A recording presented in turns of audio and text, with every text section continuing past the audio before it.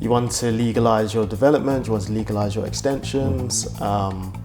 This plays its part when you potentially are going to sell or in the future. And also neighbours, problems with neighbours, and making sure the council are happy with the development that you have in the process. Because I hear a lot of people talking about, oh, it's detached, so I don't... Yeah. So, okay, so maybe let me ask you this. When it comes to detached properties, I know there were some changes implemented more recently that gave you a bit more freedom under permitted development rights. Yeah.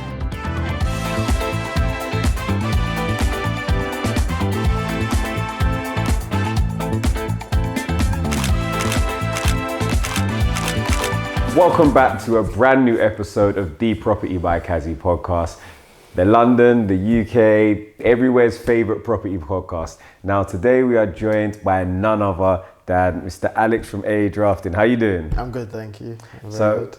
if you've been following us on Instagram or YouTube, you already know Alex, you already know AA Drafting, because they are our go-to architects. Now we've had them on our Ask Somebody Else series. So if you want to know about how to become an architect, how long it takes, you know, all the training, qualifications and the skill set you need, go back and watch that video, and I'll make sure we put that in the link in the description below. Before we sort of get into the conversation about architecture and planning permission and planning consultants and what you really need to add value, just going to remind everybody, if you haven't already, make sure you subscribe, make sure you like this video and turn on those post notifications so you don't miss out on any more of these new great videos. Hold on, before we get into the rest of the podcast, a quick note from our sponsors, London Mortgage Solutions, our tried, tested and recommended property finance brokerage. Whether you're looking for bridging finance, buy-to-let mortgages or commercial mortgages, these guys have got it all covered and will give you great advice. They can also arrange both residential and life insurance. They've helped myself as well as many of my listeners already, so if you want to find out how they can help you, click the link in the description below. How you feeling today anyway? I'm good. It's a great day. It's good. Happy to be here. Exactly. Been watching your stuff, been impressed. It's good, that's good. Loving the improvement, loving the growth. We appreciate you. We appreciate it. Alex is, you know, a friend of the show, so we're hoping to get some good energy from him today. So, like I said, we've already spoken in detail kind of about how you became an architect. So I don't want to go back over that. So I think to start with, when I was speaking to people about what they would want to know from an architect, it was like what does and doesn't need planning. And hopefully you can give us some more of the details and the intricacies around planning, because I mean, for most people in property, what's the benefit of them at getting planning permission? Benefit is, I guess, first and foremost, from a legal standpoint, you want to legalise your development, you want to legalise your extensions. This plays its part when you potentially are going to sell or in the future. And also neighbours, problems with neighbours, and making sure the council are happy with the development that you have in the process. Nice. And obviously for people, like, planning is very different all over the UK because London is super expensive. So a lot of the time moving is maybe more expensive than the cost of an extension to add these extra bedrooms. Exactly, yeah. And then you've got larger scale planning, which is, you know, new builds or adding additional stories to buildings, etc. So because we spoke to you in a lot of detail about, you know, what you do and why you do it, I think one of the questions people want to know, particularly when it comes to architects, is when do I need planning and why do I need planning? So we're going to play a little game today called Does It Need Planning? Now, does it need planning? Okay, let's go. You can explain if it does or doesn't and also why, and you can play along as well to see if you get the answers right. Now, I might throw in a few curveballs, a little bit of irrelevant information, so you know what I mean? Stay sharp. Okay, so scenario number one. I own a 1-bedroom flat, ground floor, share of freehold, exclusive use of the garden, and I want to build a 3-meter rear extension. Do I need planning? You do need planning. Ooh, and why is that? Because it's a flat, number one. That's predominantly the main reason. You can't do it under permitted development, so you would have to go for full planning on that. And for people that don't understand, what's permitted development? What's the difference between planning and permitted development? Yeah, so permitted development is a set of kind of government guidelines which allows certain extensions to be done without planning permission. Now, you can still, you can get a lawful development certificate to kind of legalise that extension, But as long as you're following the set guidelines, you don't actually need to contact the council and gain approval for the actual extension. Okay, so that does. I think that throws a lot of people off, particularly when I say it's share freehold. Yeah. Because their assumption is there's a difference between owning the building or owning an element of the building and what actually requires planning. Yeah. And I think a lot of people have this misconception, why I own it, it's my house, so why can't I do what I want? Of course, yeah. But it falls under, like you said, the government guidelines of adding space. Okay, so that one does. Option number 2. So, I own a 3-bedroom okay. terraced house. That means no side access. So, and I want to do a rear dormer. Okay. So loft conversion. Do I need planning? Do you need planning? You don't need planning. It can be done under permitted development. There's certain guidelines you would have to adhere to. So if it's a terrace house, 40 cubic meters. And what does that mean? So 40 of additional space? Of additional space. So that's the volumetric space added to the roof space that you're allowed. There's some other kind of guidelines, 200 millimeters from the eaves, etc., etc. But in theory... And what are the eaves? Because you're just throwing architectural stuff out here. We need the answers today. Listen, this is our free architectural consultancy for anybody who's listening to this. So what are the eaves? So where your gutter line is, the dormer should ideally start 200 millimeters away along the roof slope. Where everybody stores their suitcases that we never go back to. Well, yeah, in some regards, yeah. Okay. So the actual kind of guidelines that the government set, as long as you follow those, you're okay. You don't need to kind of get a planning permission. And I think that's the area that maybe trips a lot of people up in that, yes, you can do it, but there's still parameters you have to operate inside. Yeah. I think that's one of the reasons that even if, unless you're really astute and really understand planning, it's one of the good reasons to engage with an architect. Yeah, of course. Because imagine you build out lovely extension, you've added a brand new master bedroom, maybe little walk-in wardrobe, ensuite, justifying that because you weren't that 200 mil away from the neighbor, you've now got to basically redo it and have issues. Okay, so yes, but there's conditions. There's conditions, yeah. Okay, new scenario. Okay, let's go. Detached home, garage on the side. Garage on the side. Says single story garage existing. Distance, I'm 10 meters away from my neighbors on either side, fully detached property. Can I, basically convert the garage and extend on top of the garage? Okay. Do I need planning? So extend on top of the side of the garage, so double story side extension. You require planning. Even though it's a detached property? Even though it's a detached property. Because I hear a lot of people talking about, it's detached, so I don't... Yeah. So, okay, so maybe let me ask you this. When it comes to detached properties, I know there were some changes implemented more recently that gave you a bit more freedom under permitted development rights. Yeah. Could you kind of talk us through what some of those are? So you're probably referring to prior approval applications. So that's where you can extend your property between 3 to 6 meters on a terraced or semi-detached property, and on a detached property 4 to 8 meters. That application you need to contact, you'd make an application to the council, and then they will contact your neighbours to effectively seek approval for the extension. So it's a sort of middle ground between PD and... Exactly. It's allowing you to extend further than PD, but also making sure your neighbours are aware, look, this is the actual extension. So it's kind of just checking in with the primary stakeholders, so your direct neighbours, as opposed to just a general application for general consensus. Yeah, that's right, yeah. Okay. I feel like we need to give you a few more.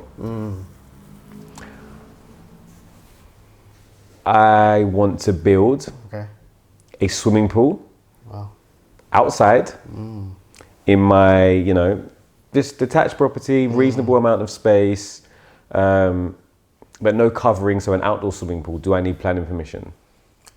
You do need planning permission. Purely because there's so many factors there. Is it a raised swimming pool? Has it been extruded in the ground? Do you have coverings? Is there raised decking over 300 millimeters? There's a few different kind of requirements. So yes, it does require planning permission.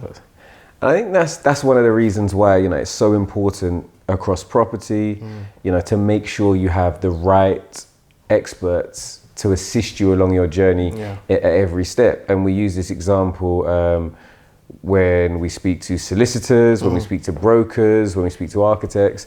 The common consensus is, yes, you can learn a lot about all of these things, but you know, because regulation is regularly changing, what you could do this year or even this month may be different to next month in terms of the overarching sort of planning structure. It means that, you know, you have to make sure that you understand and stay up to date with regulation, which is what your architect and your professionals are being paid to do. Yeah, I mean, the cost for the architectural service is generally 1% of your build. So for that 1%, you want to make sure that you're doing the build to its correct standard, because current material prices, if you've got to redo even 10% of your build, it's going to cost you a lot more than that 1%. And the worst thing you want to happen is enforcement. You hit with an enforcement notice and potentially have to take your construction down. I mean, it's just not worth it for that 1%. So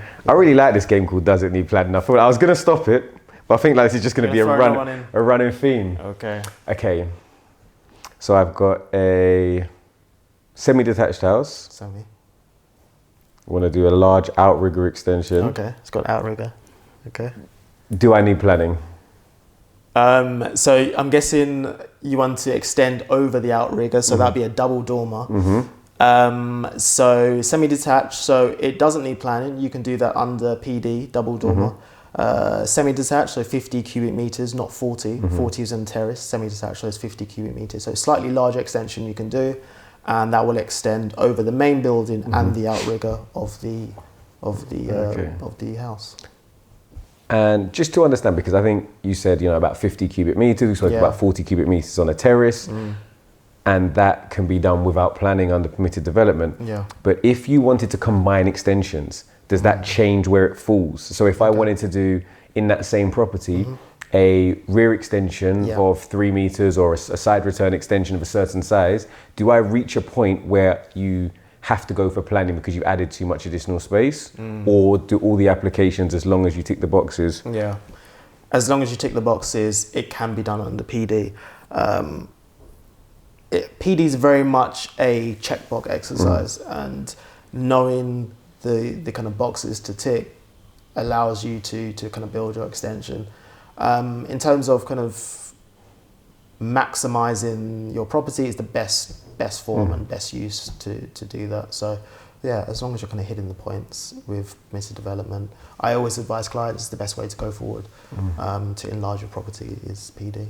It's just, you know, it's a no-brainer in that, you know, you can plan from day one, because you're not thinking, am I or aren't I going to get the planning? You can effectively start to engage with builders, get indicative costs, start to work out how it's going to look from a design perspective. What would you say is your most, you know, in terms of, last one actually. Last one. Every time I'm about to go on, I think of one more. It's just free consultation, really, isn't it? You know me, I love a reconfiguration. I love space optimization. It was how I think I've really got into property, which was, you know, converting flats from 1 bed to 2 beds, so moving internal walls, etc. So potentially moving the location of kitchens and bathrooms, but all internally. Maybe some structural changes, sometimes maybe not, but everything's internal. Would I need planning permission? You don't need planning permission. As long as you're not changing the external appearance of the property, then you don't need planning permission. Obviously, you need building control and you may need freeholder's consent, but in terms of actual planning permission, generally internal changes are suitable. That's it. And I think so, like, really, it's just understanding what does and doesn't need planning from day one. And I think, you know, if you're looking at it, if you want to look at it individually and you're saying, you know, maybe you don't want to, because realistically, you don't want to be approaching an architect before you've bought loads of properties. Like, what about this one? What about that one? What about this one? Because, you know, everybody's time is money. So I think if you look at the type of property it is, understand what you can do with that property. And also, I think another thing to consider for a lot of people is just to make sure, you know, if it's in a conservation area, is it a listed building? Because that's going to play a big role in terms of what you can and can't do. Exactly, yeah. That's a huge point, and a good point as well. with these kind of properties, everything we spoke about is doable as long as you're not in these kind of restricted areas. So just checking that with an architect, kind of having a meeting, sit down, site consultations is something we do as well, and just kind of talking to an architect before you go out to do your development and make sure that everything's okay. Okay. So moving on from there, what would you say is the most, in terms of your workload and the type of business that comes through your door, what are your most common types of applications or common services you're employed for? So a lot of it is your kind of ground floor, rear extension. You want to kind of create your dream open plan kitchen living area with your utility room and your kind of larders and so kitchen space islands. optimization, turning older period properties into modern spaces. Sort of, That's a lot of what we do. Recently, in the last kind of, last kind of 4 years, conversions have been huge at the moment. So that's kind of taking a property and converting it into multi-dwellings. And are we talking residential to residential or commercial to residential? So residential to residential, and then due to the different classes that have come up recently, Class MA, D, commercial to residential as well. But yeah, a lot of residential to residential. Okay, let's talk commercial. Residential to residential first. Yeah. So that's something that I also do as well. Yeah. And as much as it can be very profitable and very enjoyable, you have to make sure that there's different things. So understanding what, you've got your national standards, but then also the development plan of a local area and what they actually want, and making sure that you're building or developing in line with the requirements of the local area, like their own development plan. So, and it moves a lot, because I've had applications that I've put in that have been approved, that wouldn't have been approved if they came in a year later. Exactly, yeah. And I've had applications that have been declined, and now based on current standards, they actually probably would have loved. Yeah. So let's talk briefly about residential to residential conversions. Give me some sort of headline things of what do you look out for if you think, look, I found a big property, I potentially want to convert it. What features does that property need? Okay, so in general, you want to look at 130 square meters for your property. And that's on build, initial. In its existing state. So prior to any extensions, in its existing state, 130 square meters. You ideally want to have side access, so semi-detached, end of terrace or detached property. Front and rear gardens, important. Those are the kind of three initial key things I would look at. So if you're on Rightmove and you're going to, so if it doesn't have those, it's kind of like, unless the property's massive, you're going to be thinking chances are it's probably not going to tick the boxes. That's right. Because there are some areas particularly like different areas where the properties are massive, and it might be a terrace, but you've got so much space you can create an internal corridor, for example, and things like that. But so the other things then that councils want. So in terms of having sort of dual aspect, I've heard that a lot. What does that mean? Yeah, so it's quite a key thing at the moment. So for flats to have dual aspect, so that's effectively outlook from two different points in the property, that all your windows are not facing the front of the property. So for example, it's front and back, side and back, or front and side. And I think that's why something like a terrace, may make it. So even if it's a massive property, you've got no opportunity for side windows. So you could effectively only really have one flat on each floor. Unless you're super wide terrace, which is going to be quite rare. But okay, then you mentioned like amenity space, because this is something also that I've seen change in different councils quite a lot. So amenity space in terms of front, parking at the front of the property. If there's not significant parking, is there other things that you could do, or other boxes that the development could tick that would allow for parking, or would allow for the development to continue without the parking? Yeah, so a lot of the kind of parking is due to kind of the parking stress on the road. Is this why you charge me for so many surveys, like day and night and parking surveys? There's a lot. So when you want to do conversion, guys, there's so many different kind of aspects you have to adhere to. But in terms of the parking, there's parking stress, and then also depending on the P-Tower rating of the area. What's P-Tower? Oh, P-Tower rating. So that's the basically the viability of the area transport-wise. So how good the transport local links transport are links. In So if you're on sort area. of bus stop right outside, train station, couple minutes walk, it's going to be high. Exactly. If you're 15 minutes from a train station, 10 minutes from your nearest bus stop. Yeah. So if your P-Tower rating is high, for example, you have a P-Tower rating of 5 or 6, potentially there's no need for front car parking space.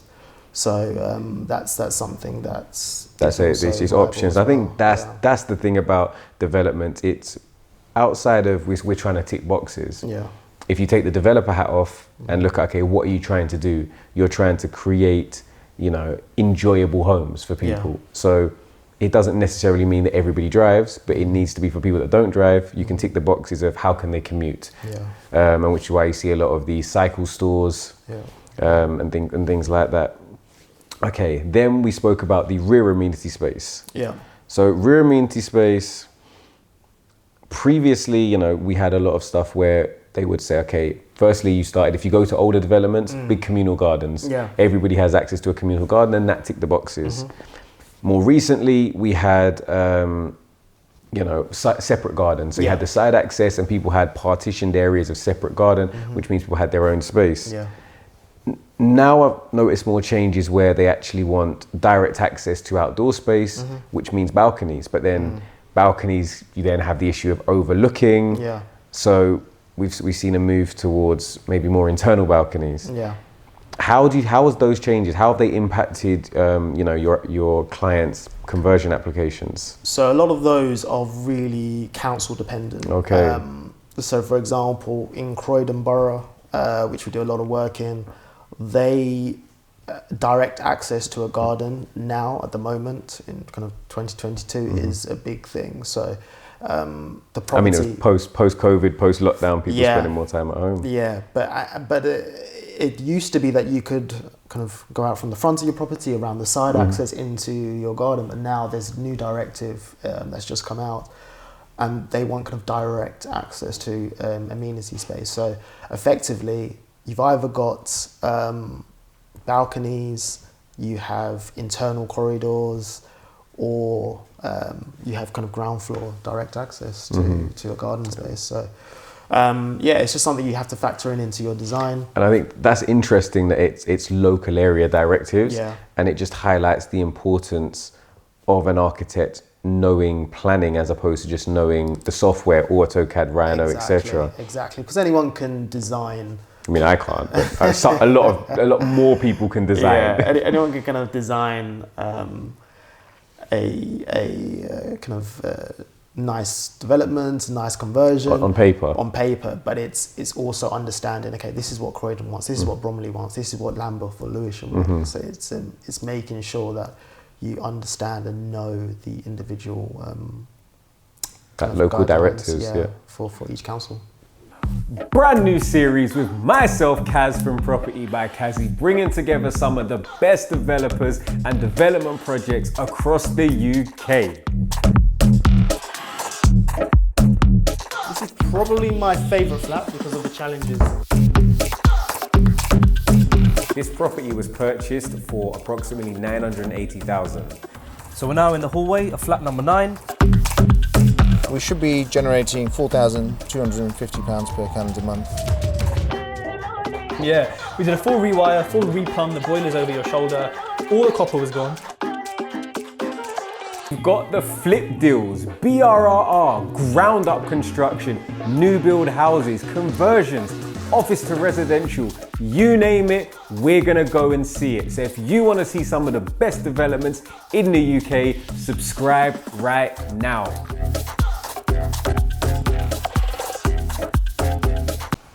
Interesting.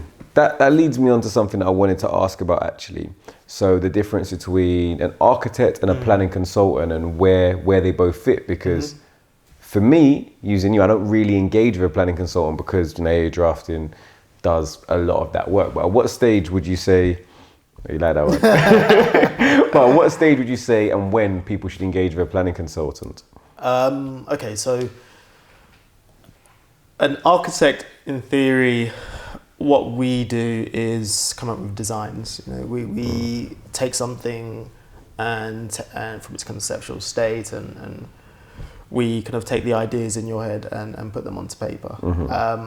Now, if you're in the kind of plan application game and developments and extensions, and you actually go through that process of submitting all of that, ideally you want to be aware, or your architect wants to be aware of all the guidelines and SPDs, UDPs for each council.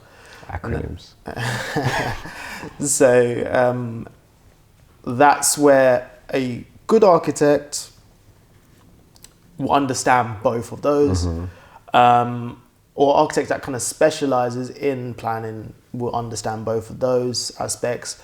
Or you might find an architect that's really just focuses more on the design, and then you may want to bring in a planning consultant, and the two of them work together to then submit your application. It really depends. You have to understand your architect and his strengths, his or her strengths.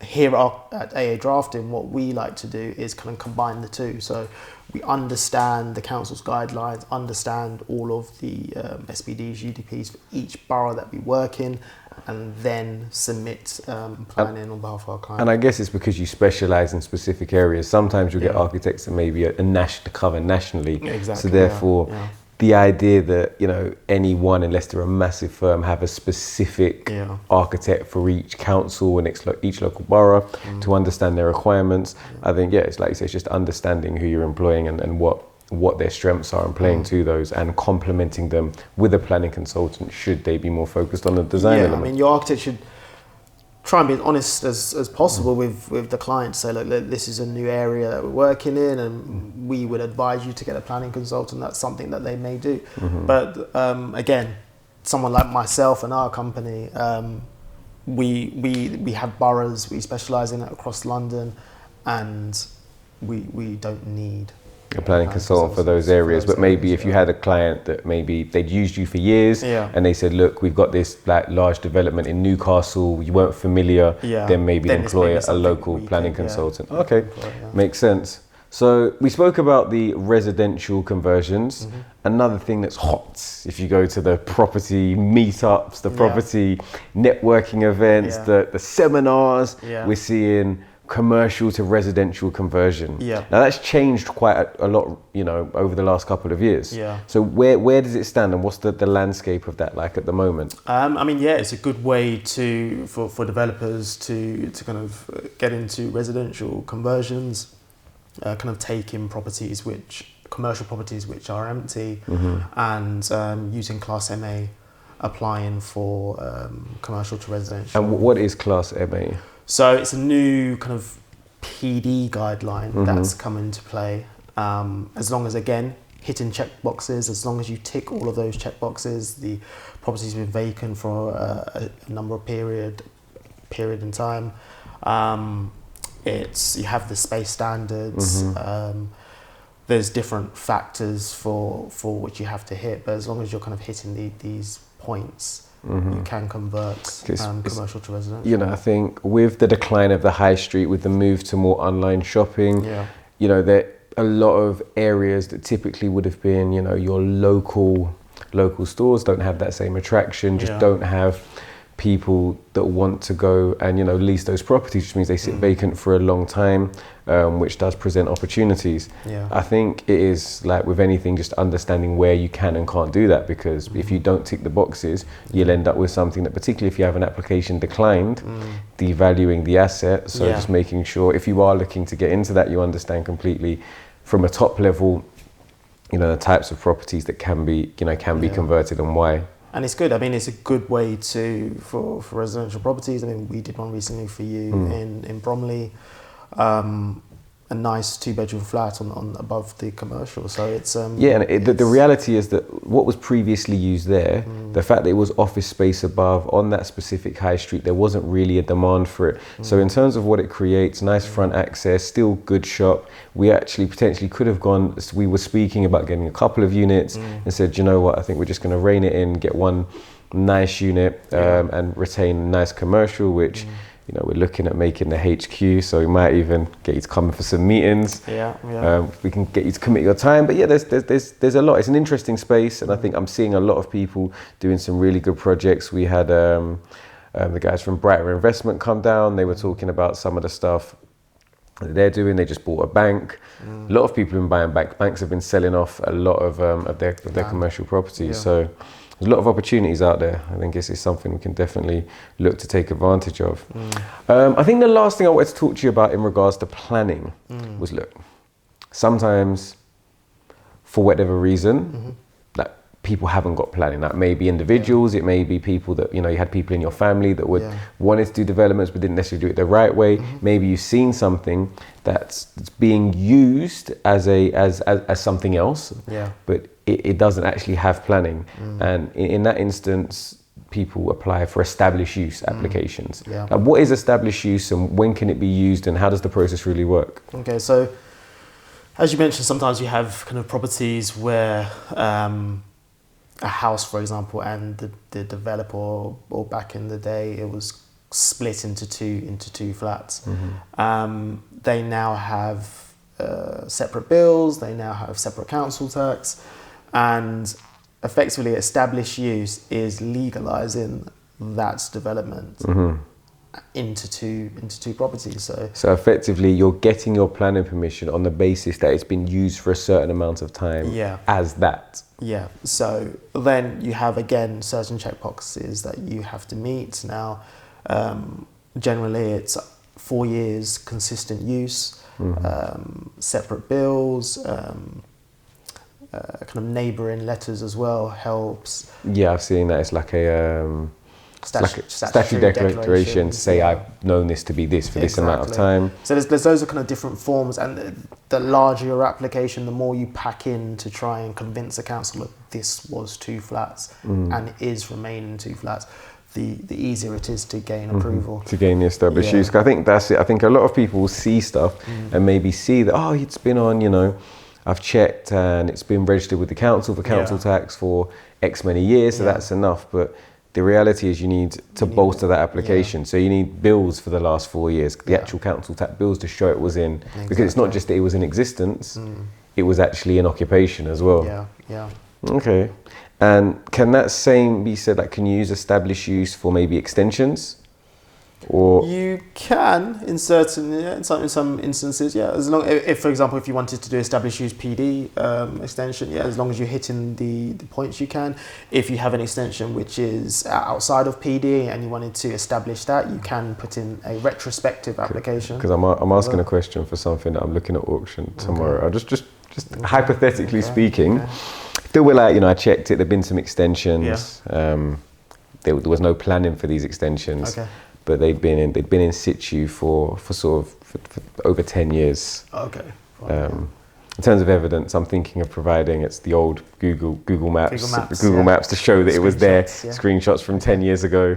How do you think I'll fare hypothetically? I think you should be okay. 10 years is a reasonable amount of time. I'll give that the A drafting stamp. Okay. So you might see me at Alsop's auction tomorrow. Obviously, this will be retrospective, but you're going to find out if we won the bid or not. It's really good. I think it's had a really interesting chat. I think they've got enough of your free time.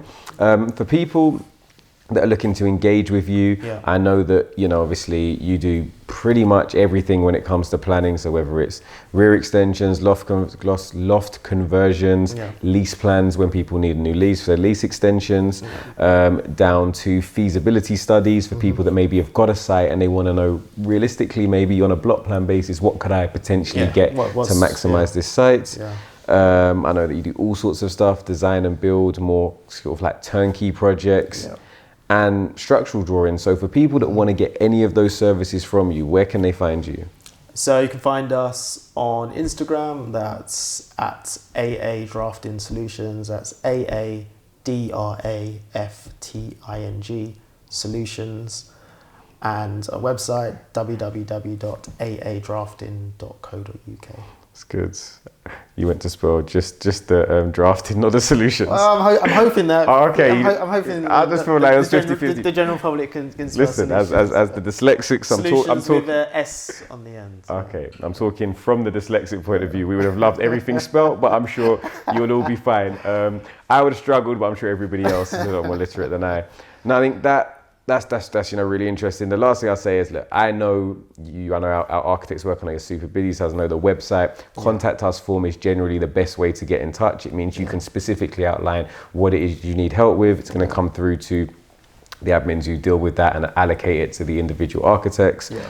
I just want to kind of big you up as my friend that I've seen grow over the last, I've seen you, obviously I've seen your journey, I've seen the things you've had to do in terms of the amount of time you studied for, the fact that you went to go and work overseas to sort of learn your craft, to be uncomfortable, because I think a lot of people want this gratification very quickly and don't pay their dues, but I've seen where you've come from, as what you've built up as, going from, working overseas to working for somebody else, to setting up your own business, to now having, multiple staff and running big business. I think it's very commendable to see. I'm going to try at some point to try and get, when I see these big business people, these winners, I say, look, we have to create more winners. Okay. So I'm going to try and get them to commit to, have a budding architect to maybe do a couple of days in the office, maybe not really in the office, maybe come on a few site visits, just to get some people to have the opportunity, or a person that's considering being an architect that maybe thinks it's not for me, or I don't know how to do it, or hasn't seen people that look like them or come from where they come from achieve it, and understand that these things are really achievable. So that's something that we're trying to do as well, trying to actually give opportunities through the fact that we're building these networks. Yeah, so it's a can we get you to commit to that on camera, please? Yes, I can commit to that. I mean, it's a great industry. From young, I've loved to see things put on paper to eventually see them in real life be developed, and that's gone from your IKEA buildings to Lego to drawings and that's it. It's passion. Like that's the reality is that one of the reasons why most people are successful is passion. They have a genuine love for what they do. So like starting with Lego to IKEA, and then just moving into developments. You can see that. So last question we ask everybody is, look, a lot of people always ask me, it doesn't matter the age, but I don't have much experience and want to get into property. Okay. So from your perspective, what advice would you give them? The one to get into property. I mean, I think the first decision you need to make is what part of property you want to get into. Yeah, very true. There's so much entry points into property, different financial entry points as well. So if you want to specialise in HMOs, rent to rent, conversions, big developments, there's so many different points. So once you home that in and do your research. I mean, nowadays there's so much free education. Got copied by Kazy, doing all the great things he does. Little light plug. Yeah. So you've got so. I mean, even I know that you've got large developments coming up this year, conversions, £1 million houses that you're doing. So there's chances to watch. Subtle brag. And, but that's genuinely it. Planning for that. Oh no, they did. They go with the planning. They're complaining. But come July, we're gonna start building out everything. I think you've got like four or five different planning applications. You've had us approved. You've got another 4 or 5 in the pipeline. But definitely in the same way that you've committed to say, look, I'm going to get people on board. When we've got loads of projects and we're booming, so I said we've got maybe 4 to start in July. Definitely going to give opportunities for people to come down, do these site visits, just see what it actually takes to turn a house from a house into a luxury block of luxury set of flats. See what it takes to turn a house that we bought for £600,000 into a house that we want to sell for over 1.2 million, so double in values, and seeing what you created, because we had conversations, we go back and forth and say, I don't like this, I do like that, but thinking, okay, what does the end user want? Because it doesn't really matter what we want. Yeah, exactly. So there's loads. I mean, you could be an interior designer and you're more focused on how the end product's going to look. There's loads of different kind of ways to get into property, so it's just kind of knowing exactly what you want to do and then that's it. Doing the research. That's it. Well, I am Kaz from Property by Kazy. We are joined by Alex from AA Drafting. This has been another episode of the Property by Kazy podcast. Again, if you have enjoyed it, make sure you do all that good stuff, like, subscribe, turn those post notifications on. If you're listening on Spotify, Apple Music, Amazon Music, etc., if you're enjoying it, leave us a review. Let us know what you like. Let us know the kind of guests you want on. And we're going to be back next week with another amazing guest. Peace.